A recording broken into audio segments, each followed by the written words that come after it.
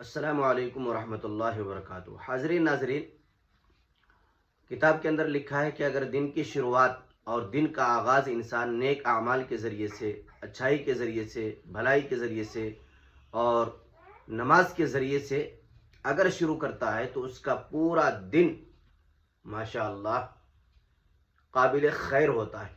بھلائی کا ذریعہ ہوتا ہے، ہر پریشانی اور ہر مصیبت سے اس دن وہ محفوظ و مامون رہتا ہے۔ ایسے ہی اگر سال کا آغاز بھی ہم نیک اعمال سے کریں، اچھائی سے کریں،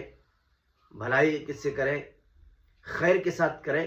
تو اللہ کی ذات سے امید ہے کہ پورا سال ہمارے لیے باعث خیر ہوگا، باعث رحمت ہوگا، باعث برکت ہوگا۔ تو اس لیے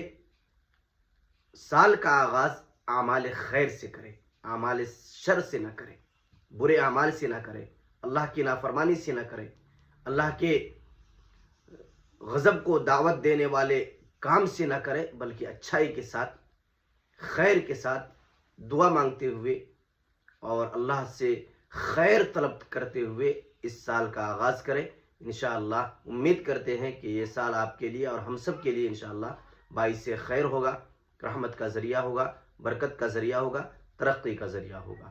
امید کہ آپ حضرات اس بات پر عمل کریں گے اور دوسرے ساتھیوں تک اس ویڈیو کو پہنچانے کی کوشش کریں گے۔